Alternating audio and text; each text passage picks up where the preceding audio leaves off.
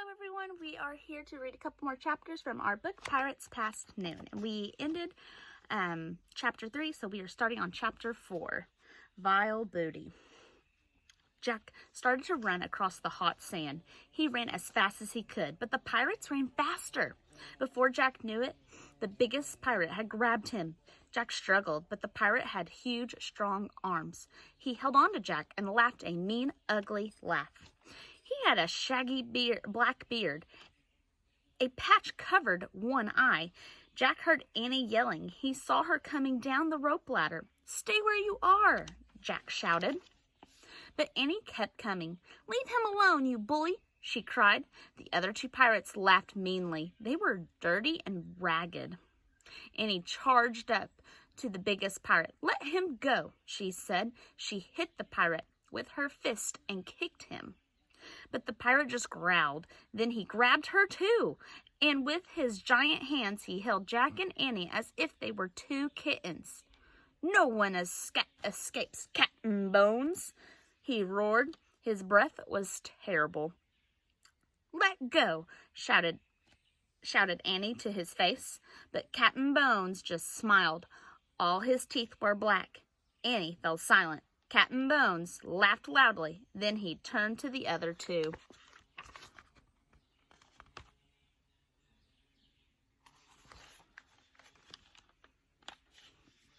"Find out what's in their house, you dogs," he said. "Aye, aye, Captain," they answered, and they started up the ladder to the treehouse. "What do you spy, Pinky?" shouted Captain Bones. "Books, Captain," Pinky shouted. "Arrgh, books," growled Captain Bones. He spit on the sand. "I want gold, you dogs." "Dogs are nicer than you," said Annie. "Shh," said Jack.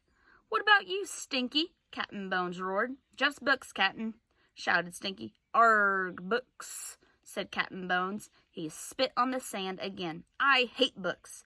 Keep looking, dogs. Find me something good." Captain Bones grabbed Jack's backpack. "What's in here?" he said. "Nothing."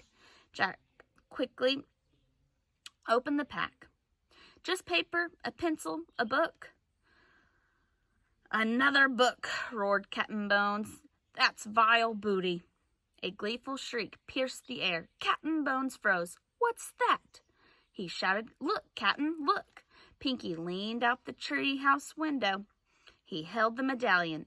It glimmered in the sunlight. "Oh, brother," thought Jack. "Throw it down," cried Captain Bones. "It's not yours," shouted Annie. Captain Bones dropped Jack and Annie. He caught the medallion as it fell. "Gold, gold, gold," he cried. Captain Bones threw back his head and laughed horribly. He grabbed the two of his pistols. He shot them into the air. Pinky and Stinky howled like wolves.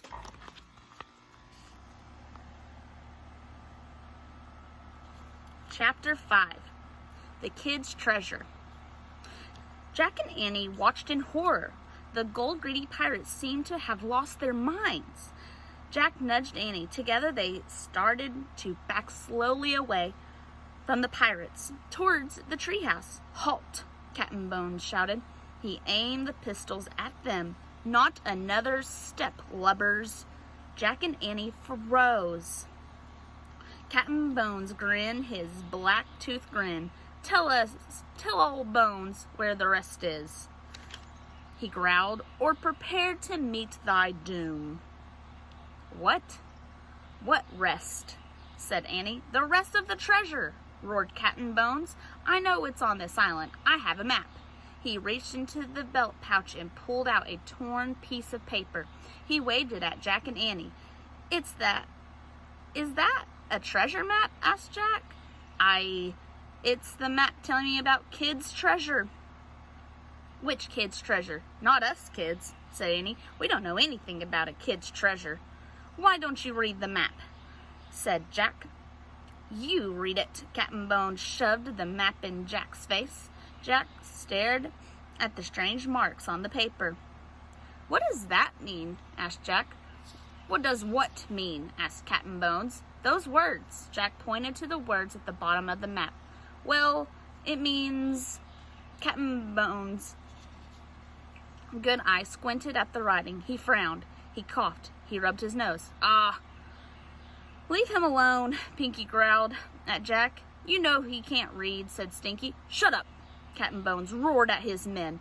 Jack and I can read, Annie piped in. Shh, said Jack.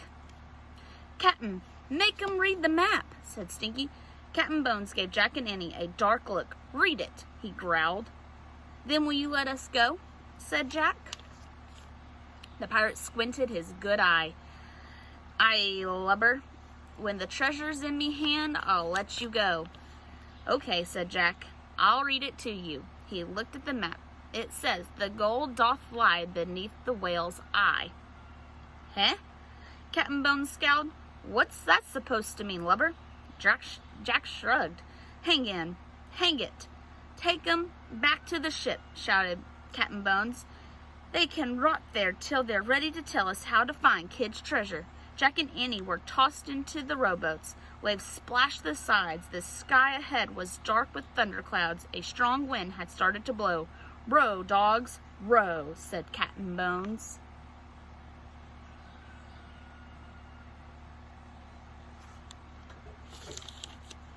Pinky and Stinky began rowing towards the big ship. Look, Annie said to Jack, and she pointed to the shore. Polly the parrot was flying over the sand. She wants to help us, whispered Annie. Polly started to fly out over the waves, but the winds were too strong. She turned around and flew back to the island. And that is the end of Chapter 5. Thanks for listening.